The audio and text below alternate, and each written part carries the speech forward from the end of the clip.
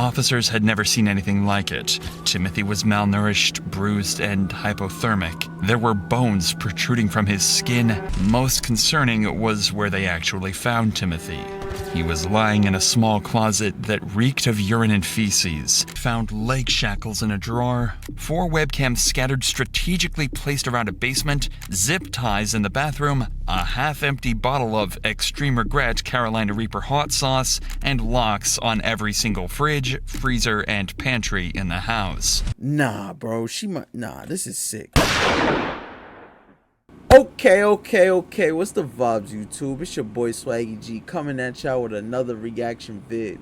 Whether y'all just got out of work, boss been tripping, asking you to do way too much, co-workers really don't know what they supposed to be doing, stepping out of their job description, or you just got out of school and your teacher been nagging you and bothering you all day, telling you what to do, or your classmates stinking up the hallways over here yelling at 8 in the morning. Yo, just chill, bro.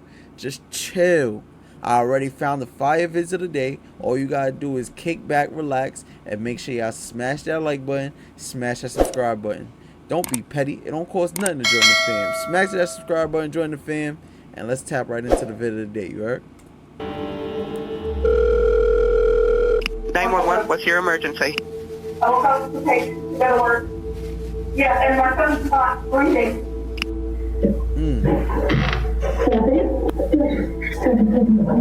That's probably the most scariest thing to ever see as a parent.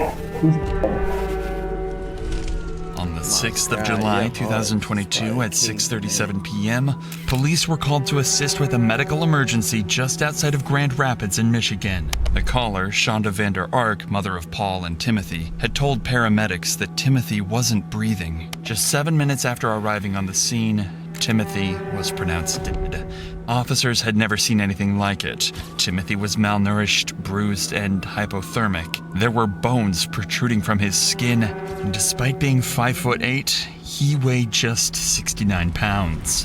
Most concerning was where they actually found Timothy. He was lying in a small closet that reeked of urine and feces. Inside was a blue tarp and an Amazon box, and just outside were a pair of ankle shackles. There were also multiple cameras around the room and an alarm on the door he was found in. Undoubtedly, something was incredibly wrong, but police hadn't even scratched the surface of just how horrible this case would turn out to be. So, to maybe shed a little light on what just happened here, Officer Sean Stefanich decides to talk to his seemingly grieving mother, Shonda. Hello, ma'am. I'm Officer Stefanich. Right now, we got some people coming over to talk to you, okay? He's been wearing really loose clothes the last couple of weeks.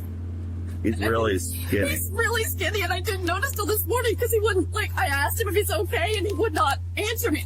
He's 15, he's been... He has autism? Yeah. Like a high functioning? Yeah. I had no clue how bad it was. Oh my God.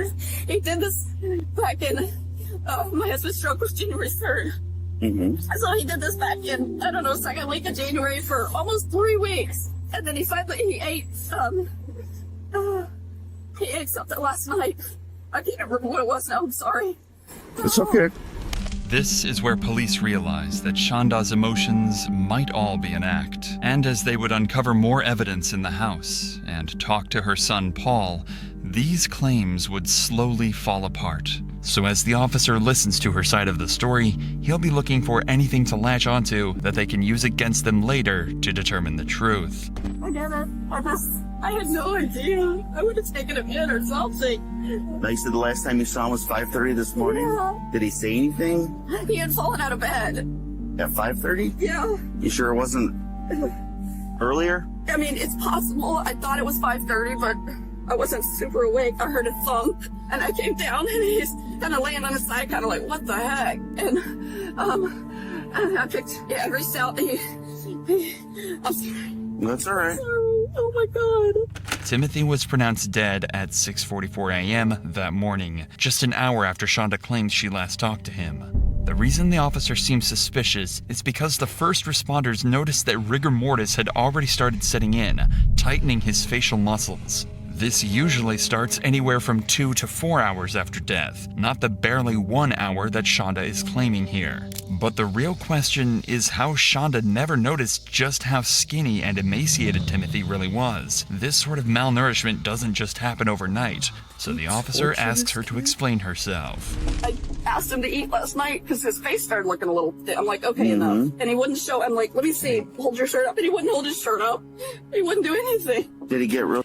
Hold on, God. I'm not gonna keep pausing this, but is it just me, or like as a kid, when you didn't want to eat, your parents forced you to eat? There's no, oh, he doesn't want to eat, he doesn't want to. My mom would literally come through and hold a spoon full of food. If I ain't trying to eat this, I'm getting a whooping. Ain't no joke in this. You gotta eat to survive. And you're telling me you let that kid get anorexic and he's not eating nothing? Nah, bro. Nah, this is sick. Real skinny last Don't time tell me you too? killed your own kid. The only reason I know is because my 7-year-old walked in on him accidentally when he was in the shower downstairs. And then my 7-year-old comes up and he's like, Mama, Timothy's really skinny. I was like, oh. Was that this time or last time? That was last time. And I told him he was either going to start eating multiple times a day, or I was taking him to the hospital, and he didn't want to go to the hospital, so he ended up eating on his own. Yes. And then, so this last time, was it because your husband wasn't home? Well, he hasn't been home since January 3rd. He actually mentioned he was hungry the day his dad and stepmom called to tell us they were divorced and moving to Florida last week. Shonda is essentially saying that Timothy wasn't eating because of a, quote, hunger strike, campaigning against family problems. Back in January, Adam Vander Ark, Shonda's husband, had a stroke and had to move out due to issues accessing their home. Apparently, this caused Timothy to stop eating for 3 weeks, and he only started again after threats of being taken to the hospital. But for the last 2 weeks, he'd stopped eating again, allegedly this time due to his biological father divorcing his wife and moving away to Florida.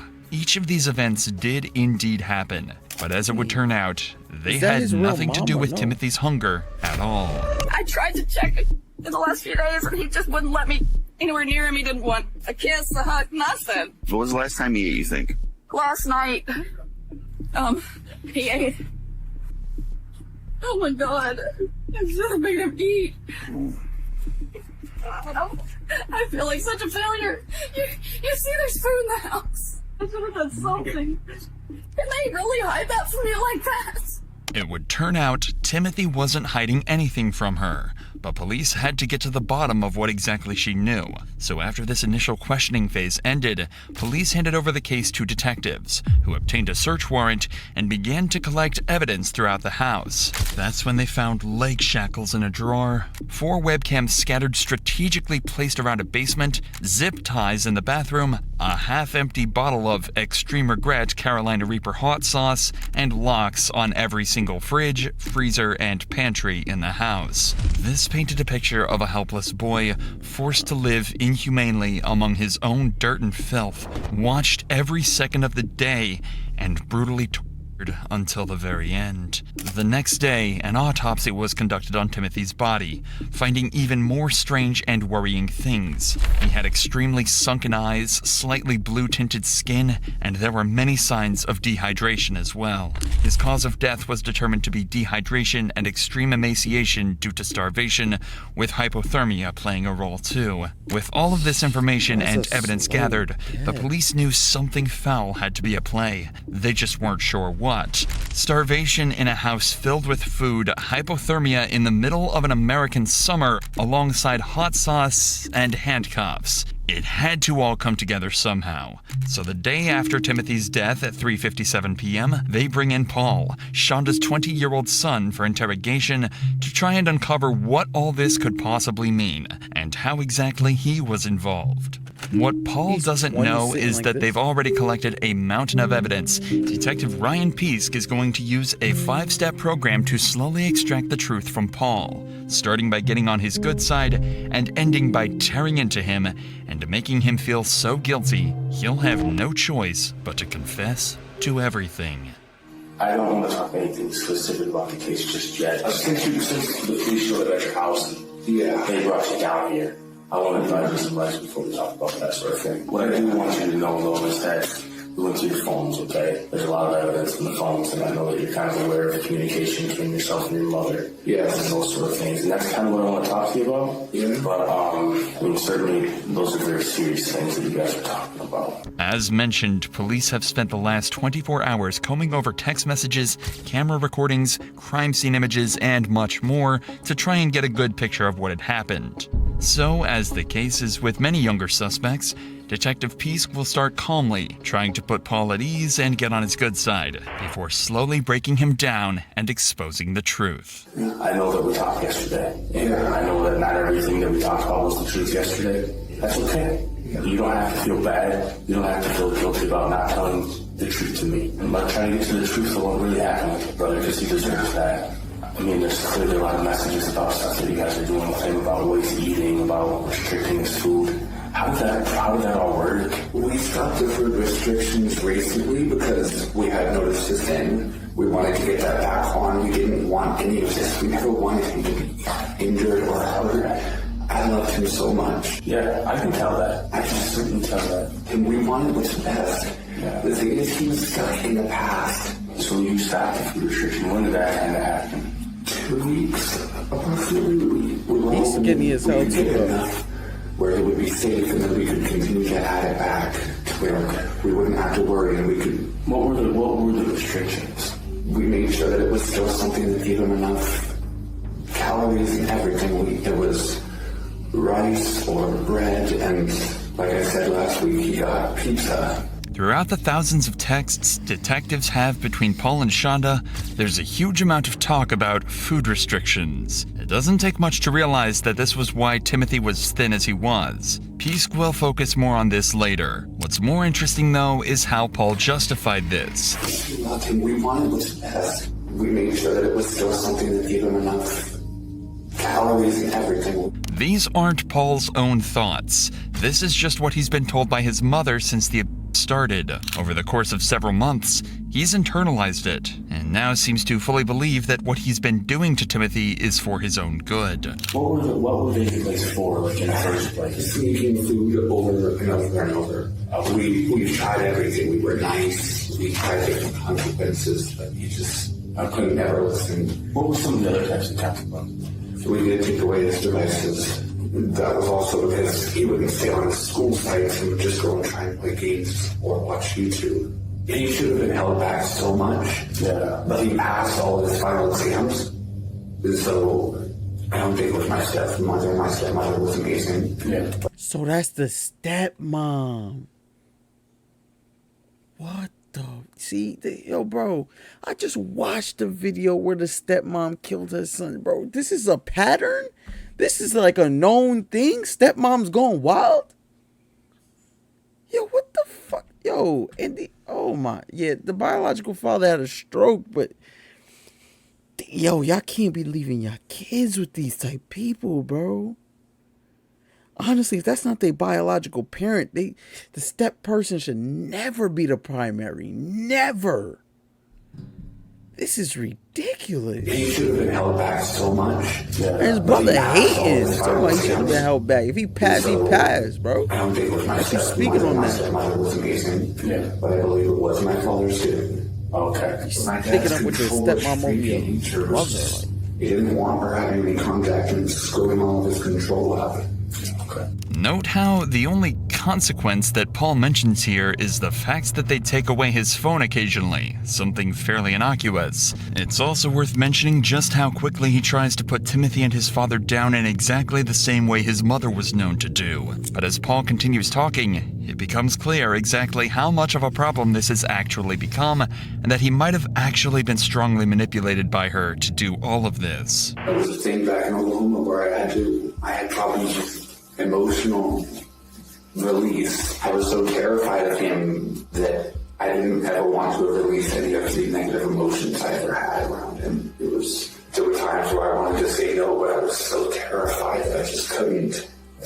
Here, I can release my anger, and I do it in the right ways. I never do it in any way that I'm not supposed to. She had her tubes undone for Gabriel. He was a blessing to this world. Yeah. You rocked him, okay. Certainly. That he's a blessing. Of course, she loves him so much. Before having her third son, Gabriel, Shonda had a procedure to restore her fertility. To her, having Gabriel was a miracle because she didn't know if this would work.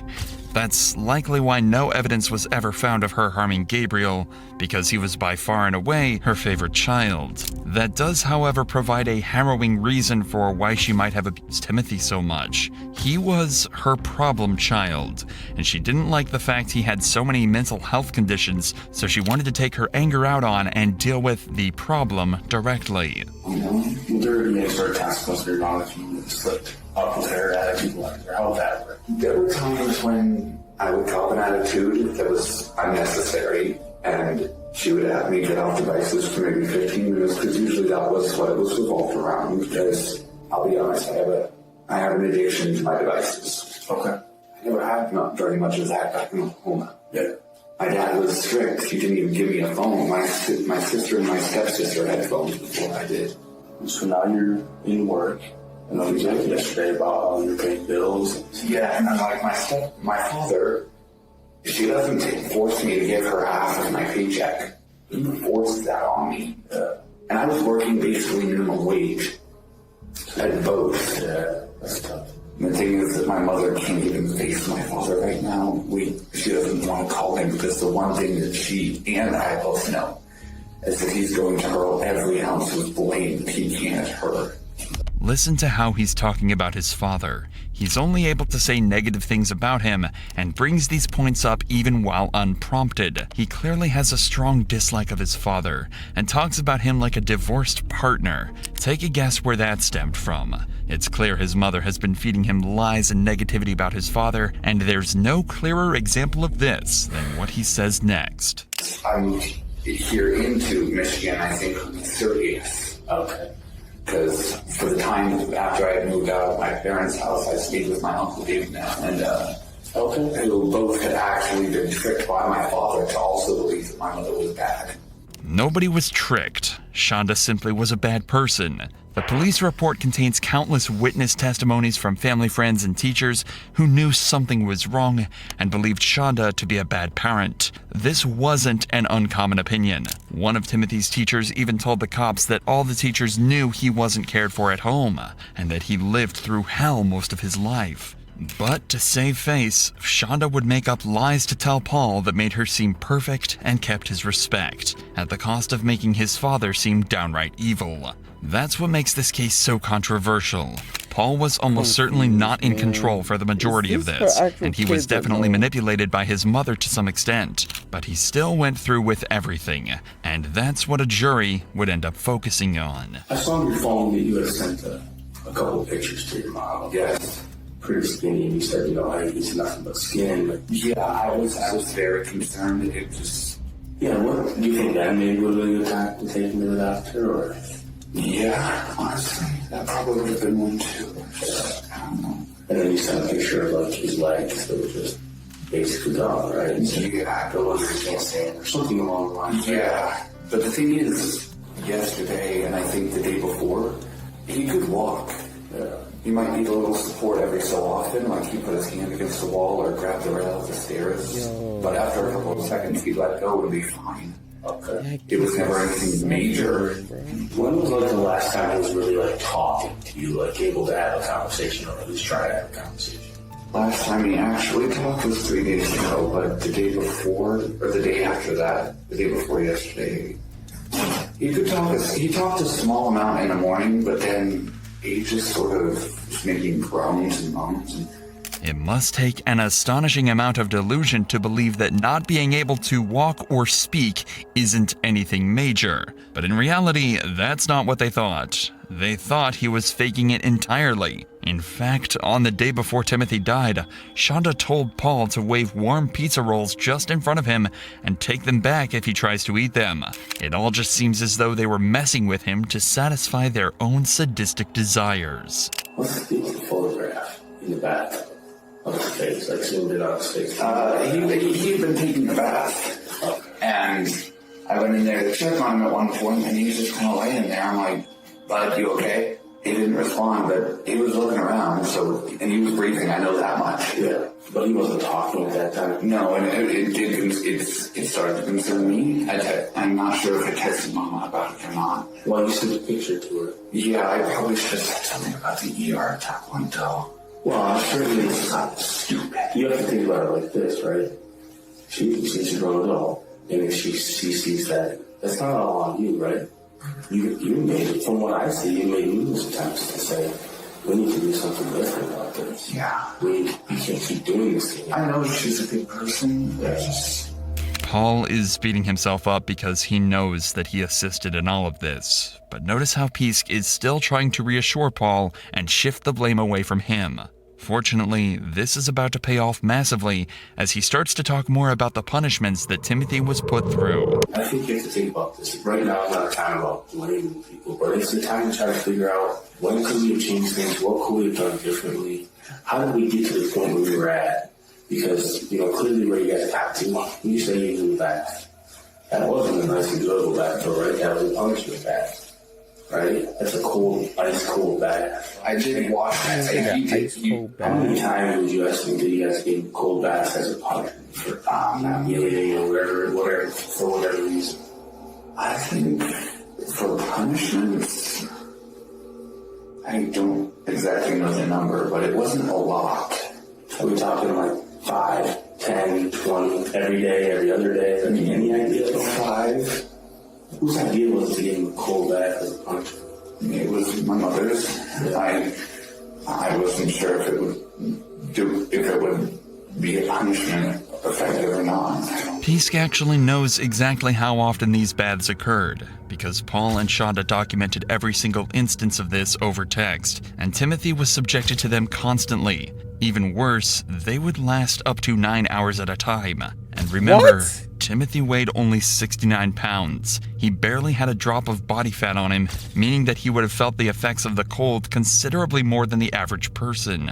This is why the autopsy turned up the evidence of hypothermia and ruled it as one of his main causes of death. You remember the first time you guys did it? Why? Like, what did you do? Not exactly. What did you do on that day that you sent the photo that made you have to give him a cold bath? I think it was that he not only peed, but also pooped.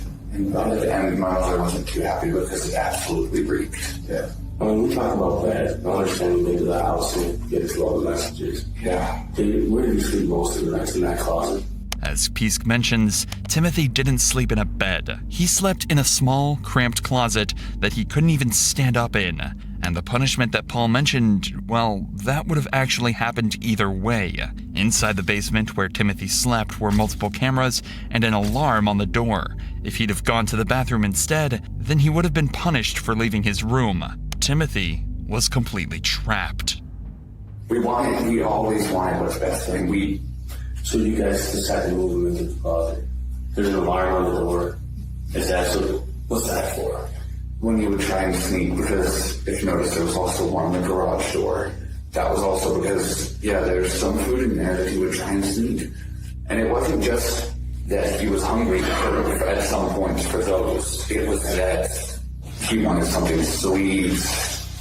Again, Pisk is being extremely nice and agreeing directly with what is said, trying to make him feel like what he's saying is still fine, so he incriminates himself even further. Restriction on food, he talked about bread. For how long was he eating just bread? A week or two. What was he eating before that? We do ramen, sandwiches, and I think at some points we actually give him like a meal. Why was it that he couldn't have meals? Ramen sandwiches.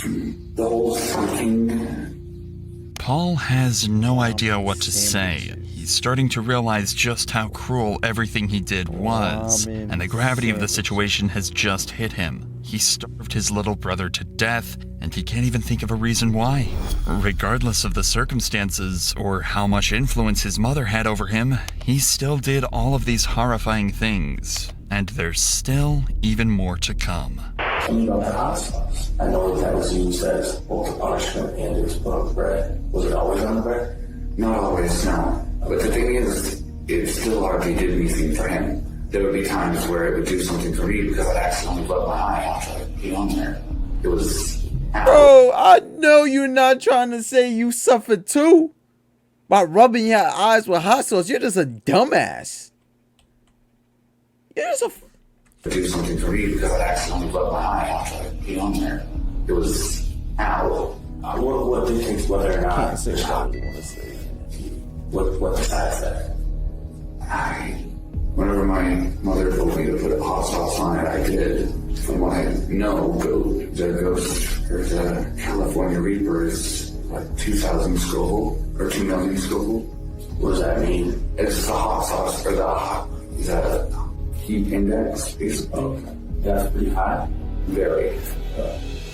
Elijah's extreme regret hot sauce is reviewed as not being something you mess around with. It measures out to 800,000 Scoville heat units, just shy of what a fresh ghost pepper would be. Paul and Shonda would routinely feed this to Timothy as a punishment, as well as putting it on the only real food he would get in a day.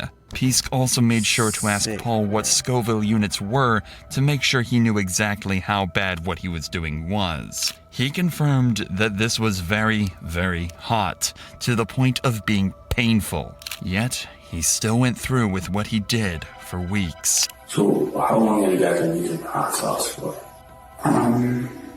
Almost a month, maybe. Okay. And was that only on bread, or was that on other stuff too? I think one time we put it in some rice, but after that, I don't think we did that again.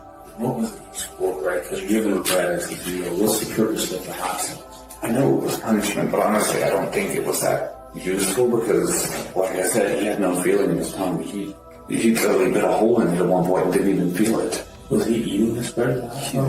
Yeah. Hear yourself? Is that really the only things he had to eat those days, or would he get other things to eat? From the bread and rice, other than that, not that I know of. Okay.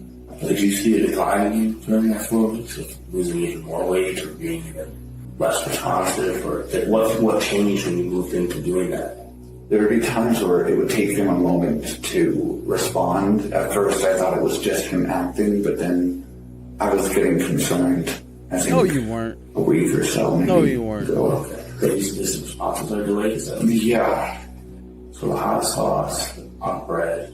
If you ever put hot sauce on bread, was it ever your own decision to put hot sauce on bread? No. Throughout this interrogation, Paul has been consistently using his mother as a scapegoat for everything he's done, that he was just following her orders. But at the same time, it's obvious that he knows his brother was suffering through all of this. Many people are familiar with the Stanford prison 20. That's a experiment. grown-ass 24 man, male you know. college students were split into either guards and prisoners, and for 2 weeks, they were supposed to simulate a prison. However, after just 6 days, the experiment had to be terminated due to extreme behavior. The guards quickly adapted to their position of power, and due to their role being enforced and validated by the event conductors, they began to abuse the prisoners to the point of emotional distress. That is to say, Paul was given the opportunity to be in control, and he took full advantage of it, abusing his position. At the same time though, Paul is an adult, and at any point, he could have decided to stop or alert somebody about all of this, but he never did. Pisk is also starting to realize this, so from here on out, he's going to slowly put on the pressure that'll eventually break Paul and make him fully realize the gravity of what he's done.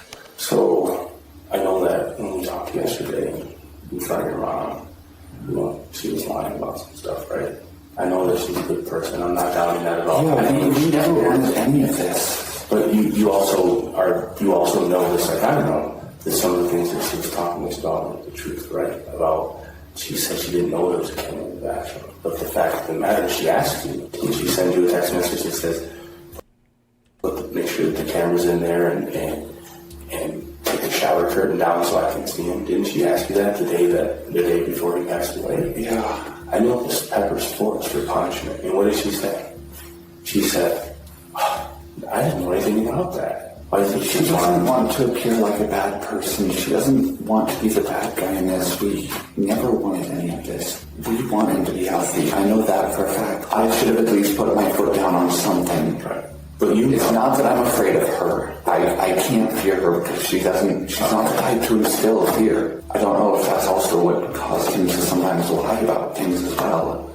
was that he still had this fear of Dad, and then he thought she would be the same. She's nothing like him. That much I know. She's But she knows that you shouldn't be using hot sauce as a punishment, right? She knows better than that. The pressure is already starting to cause Paul to resort to cathartic statements for him. Notice how as soon as Pisk says she was lying, he praises her and makes excuses for her, and then immediately puts his dad down, saying that she's nothing like him. He's scared, and he's trying to throw himself back into a world where he feels safe and comfortable. But that's not the world he lives in, and Pisk is about to expose that once and for all. So when you first talked to us and you talked to the police, you said he was on his bunk bed, right? Yeah. But that's not the truth. no. Okay. He was in that closet that's right there by the bunk bed? Yeah. You told us that you heard him snoring. Was that a lie? Yeah. And did you come up with that on your own, or did somebody ask you and say that he was in the bed? I feel so guilty. Like I could have done something at any point in this. You think that your mother's telling you to do what's best for him, right? That's what you've been telling me to Yeah. And I know she wants what's best for all of us. So, I'm back to my question. Did somebody ask you to say that he was in the bunk bed? I came up with that on my own. Pisk notices him start to shut down under the pressure, so eases off just a little, trying to reassure him again that he's not in any trouble and that this isn't his fault. Pisk is almost there. He just needs to get a little more information out of him for the confession, and can't risk Paul shutting down now. So tell me what really happened in the morning then, because obviously what was told to us wasn't the truth. What really happened? I woke up and I had been grabbing my shoes. It basically all played out like we said. The whole morning thing was exact. He wasn't breathing in the closet. It was the closet though. We had to get him out of the closet to try and resuscitate. When you guys pull him out of the closet, does he have clothes at that point, or is he in a diaper, or what's that state? He had a shirt. I think we had put him in pants or sweatpants. I don't know, maybe some point in the night he took them off. I don't know about When you say we, you weren't there though when we went to bed, right? No. So how would you know if we put him in sweatpants? Do you see what I'm saying? Yeah. So do you know if he had pants on or not when we went to No, bed? honestly. But he didn't have them when we got him out. He had the diaper on, at least. So he has the diaper on. You're saying that he has his shirt on? What shirt did he have on? The very same sweatshirt that we found him in. Because obviously we didn't want him to get cold. Or I don't think Mama wanted him to get cold. Does he have pants on or no pants on? None, no. And when we get there, he has pants on. Yeah, she had me put them on. She asked you to put pants on. Yeah. What was that for? I don't know. Pisk is asking some very specific questions about when Timothy was found. What Paul doesn't know is that the cops have an audio recording from one of their cameras from the exact moment they found Timothy dead. Is he okay? It's cold. Yeah, I know it's cold, but he's not sick, so is he okay? Still up, please. I don't understand. I don't either. Should we call an ambulance? Not yet. Come on, come on, baby. Come on, you have your belt. You are here. Put it on, please. I just want to make it look like he's in that way. I have to go on it now. Pisk knows for certain that both Paul and Shonda have been lying this whole time and tried to cover the death up. This is Pisk's chance to strike. He's now multiple steps ahead and has Paul on the back foot. He's now going to start tearing into Paul and his mother, ripping his worldview to shreds and exposing them for what they really are. At that time, she decides that she's going to lie to him and say that he was in the bunk bed? I don't understand. I don't know. Clearly, She doesn't want to seem like she's bad. That we weren't neglecting him. Well, what are you saying? I mean, if we talk, right, there's all these things where, like, she didn't want to seem like this. She didn't want to seem like this. She didn't want to seem like this. Did you know that it all seems like that, right? Yes. How do you feel about lying during this? How does that make you feel? I just hate it. I know she doesn't want to be the bad guy. She never wanted this. We loved him so much. I don't think it's about love at this point. I think it's about not knowing what to do, not knowing how to handle the situation. We didn't know how to do anything. Just look at how uncomfortable Paul is now. He can't sit still. He's covering his face and body as often as he can, and he's almost always hunched over. He's really starting to panic now, and Pisk has barely even started ripping into him. Do you and your mom agree to tell the same story? He was in the bunk bed, or how does that happen? You couldn't have both just possibly made up the same story. No. So what happened? She told you, right? She told you what to say. Does it look bad for you guys? It's not just that. We loved him. Can I ask you this, like straight up? You keep saying love, love. Do you feel like this was love? That he's dead because he couldn't eat food? Does that feel like love to you? No. He's dead because he couldn't eat. And I don't know anybody that thinks that's love. What I think's happening is your mom's convinced you that she's this perfect person, and she's asking you to do all these things that are literally killing your brother. I know she's not perfect. How is love ice baths? How is love handcuffing? And how is love restricting movement? Do that. And how is love He deserves hot that. sauce in the mouth and only eating bread? Like, what if you only got to eat bread? How would you feel? What if you only got to eat bread with hot sauce? Would you eat? No, she's not perfect, but she's not a bad person. Do you know of any good people who have a child with that? Tell me one that you know. That's a child who has a lot of problems, right? That's not a child that's taking care of themselves. How is that a loving person? How is that a loving mother? You know what that sounds like to me? And honestly, the worst mother I've ever met in my entire life. That's what it sounds like to me. Well, maybe he's taking food because he wants to live. Have you ever thought about that? Yes. Maybe he's stealing food so that he can survive. Paul has fully collapsed in on himself at this point. His worldview is starting to break into pieces. The person he looked up to, respected, and loved is now being painted as a monster that's going to prison for the rest of her life. The worst part, he hasn't even realized that he might be facing the exact same consequences. He puts you right in the middle of the square. It looks like some of the stuff's your idea. And it actually looks like in some of these things that you kind of enjoy it. That you kind of enjoy punishing him for doing the wrong things. Do you feel like you kind of enjoyed punishing him for that? No. Maybe not that he was in pain, but that you were in charge and you got to tell him, you can't do that. Go do this. This is your punishment. Did you like some of that? No. How come you guys are laughing and joking about it sometimes? With smiley faces. There's no way that you can look at yourself and think, that's okay. Why couldn't it be a piece of chicken that's cooked? Why couldn't you eat that? Why does it have to be bread with hot sauce? I think that way more of it has to do with your mom than you. This is actually the defense that Paul would use in court, and the trial would turn out to be even more interesting than the interrogation. He will try to claim that he wasn't the one in control at all. He was just following his mother's orders, doing what she was telling him. But unfortunately for him, there were messages like these, along with much more evidence yet to be discovered, that made it hard to believe that this was the truth. They should have read that. Yeah, it just looks like he's been staring at something too long. You say he smirked. Never in my life have I ever wanted to beat someone so bad. What? He wanted to beat him up while he was defenseless and anorexic? Trust me, I understand right now, but you have to calm down. He's only making it worse for himself. What? With much more evidence yet to be discovered that made it hard to believe that this was the truth. They better not let him live a go. life where I regret the fact that I hid somehow, something. I told you everything I know. How do you feel about living a life where you hid that your brother wasn't eating from society, that you hid that your brother was dying? How do you feel about that? I hate myself, okay? Ice baths, she gave him ice bath on the day that he died, right? Leading up to it. And she wanted him to sleep in the tub. That's what I read. Did that happen? Did he sleep in the tub? No. He didn't. No. He didn't in that bathtub and you guys dragged him into that closet and waited for the morning to call the police? That's not what happened. No. Do you think that message is just a little bit suspicious? That she sent you at just about midnight that says, he's in the closet, I had to drag him in there. You don't think he was already dying or dead at that point? Doesn't it seem like maybe he was already dead?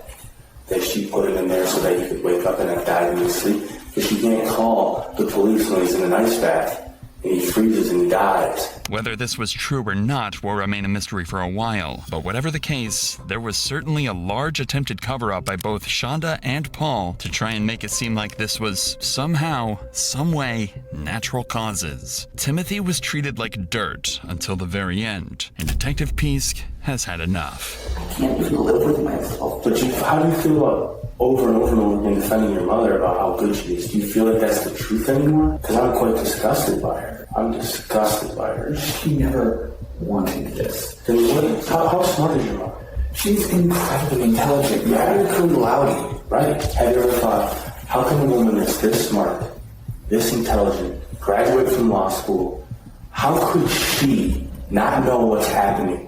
How could she think this is fake? How does she not know she's him? How does she not see that he's wasting away? And you here, you're telling me that you've got some mental health issues, but you graduated from high school, and it's very obvious to you that he's got malnutrition, right? It's very obvious to you. But your mom here's not seeing that, and she's a law school graduate, and she's very smart. Do you see what I'm looking at here? She's a liar. What did she think was going to happen? I don't know. Exactly what happened is what she thought was going to happen. She never wanted him dead. She loved him. That's love to you?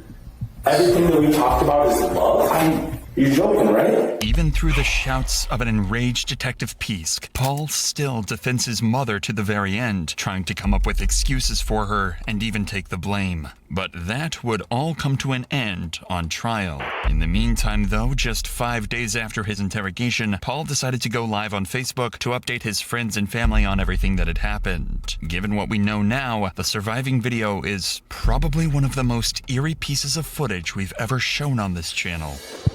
Going? Hey everybody, just figured I'd send a quick check. We're doing good right now. I just dozed off on the couch unintentionally, and for those of you who aren't aware, my little brother has passed away, and it's a lot to deal with, but we're fine. But just keep supporting.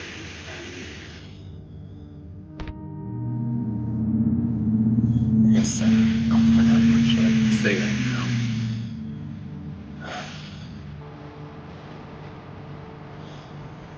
That man is sick, bro. It would of course be his mother that faced the majority of the heat for Timothy's murder, so Paul decided that he would testify against his mother in an attempt to get a lighter sentence for himself. And during the course of this trial, we'd get even more information about other punishments and torture that Timothy was put through. Were there any restrictions on his movement inside the closet, or was it he could move around however he wanted inside the closet? There were restrictions. What were the restrictions on his movement? Hands on his head, normally. Hands on his head, is that what you indicated? Yes. Is some form of discipline for him? Yes. On his knees and against a corner or wall. When we say hands on head, I'm going to demonstrate just putting my hands just over my head like this. Is that what he was required to do? Yes. He was required to be on his knees as well? Yes, sir. Was he monitored to make sure that he was doing those things? Yes, sir. For how long would he have to do these things? Several hours. Timothy, starving with essentially zero muscle on his frame, was forced to sit in a dark closet with his hands on his head for hours at a time. Most people's arms would start to ache after just 5 minutes, but on top of watching him as he was like this, listen to how they made sure that he never slipped up. Did you utilize some type of alarm or alarms on his body to alert you if he was moving? A vibration detector, yes. Was there more than one that he was required to wear at times? At times, yes. Where were those devices located on his body? They were normally tied to the back loop of his belt. Was there something placed on his wrist as well at any point? Handcuffs, and before that, zip ties, zip cuffs. And those were designed to restrict what?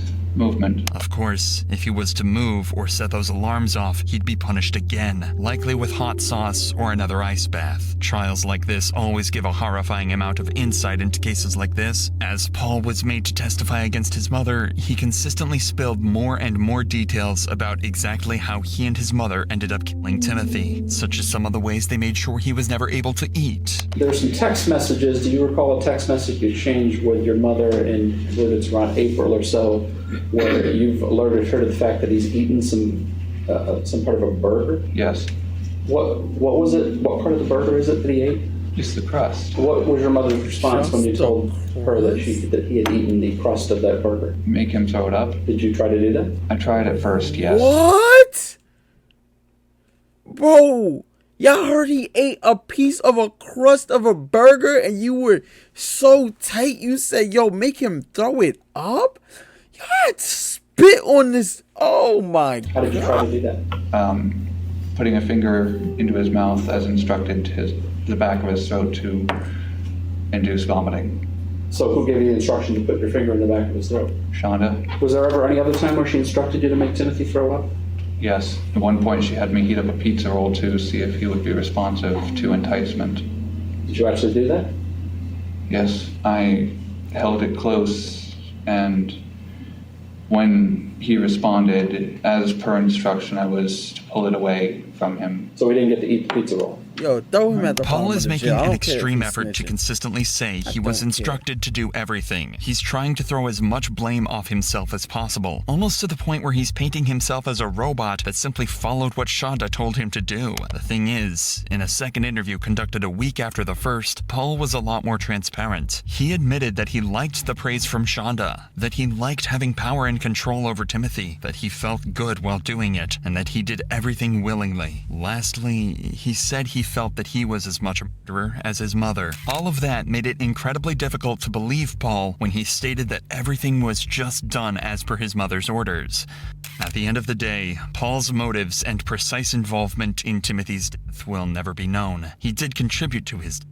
In fact, he carried out and enforced the majority of punishments that caused his death, but whether he actually wanted to do any of this is a different story. The general consensus is that he was manipulated by his mother. She made him feel that what he was doing was the right thing, and it was all just to help him. That explains why Paul was parroting so many strange statements, held such hatred for his father, and started all of this. A jury would conclude that over time, it seems as though he grew to enjoy what he did and abuse his power, just as the guards did in the Stanford prison experiment. And that's the perspective a jury ended up taking. Before his sentencing, Paul was evaluated by multiple doctors and experts in different fields and was found not to have any intellectual issues nor mental disorders. Paul was of sound mind, and it was determined he had mental and physical control over everything he did. So with that in mind, it was time for his sentencing, but not before the judge was given the opportunity to finally speak his mind and tell Paul exactly how he feels about him. Mr. Ferguson is trying to shift blame from him to his mother, to say that somehow she's the one that did this. This has been a careful, manipulated story by Mr. Ferguson from the very beginning of this thing, that he's going to put the blame on his mom. In my opinion, Paul Ferguson was predisposed to abuse his brother independent of his mother's present and active influence in his life. I think he's one step away from becoming a psychopath like his mother, and the court is concerned that he represents a danger to the public. Mr. Ferguson, I think you are a product of your environment, but I don't believe you that you're sorry. I don't think you have empathy. I don't think you have any emotion whatsoever, and that's what scares the court. Believe me, I've tried to sit here and try to think, well, maybe Mr. Ferguson's not as bad as Mom. I think you're just as bad, if not worse. Really Shonda worse. Vander Ark was charged with first-degree murder and first-degree child abuse, and was sentenced to life in prison without the possibility of parole, plus 50 years for the child abuse charge. Her son, Paul Ferguson, was charged with first-degree child abuse, resulting in the death of his younger brother, Timothy Ferguson. This was his sentence and his reaction. You intentionally and systematically tortured this child. Based on all that, the sentence of the court, you serve 30 years to 100 years in the Michigan Department of Corrections. Make sure it's 100. And when they get to jail, make sure y'all torture them the same way they torture their brother and they kin. Nah, real talk. I hope everybody, yo, if y'all seeing this, because I know sometimes, you know, people in jail be having their little tablets, they get to sneak their phones in there. Whatever. If y'all ever see this from in there, bro, and y'all in the same facility as these people, punish them. Violate them. Because what they did to this little kid is, bro, they set up cameras.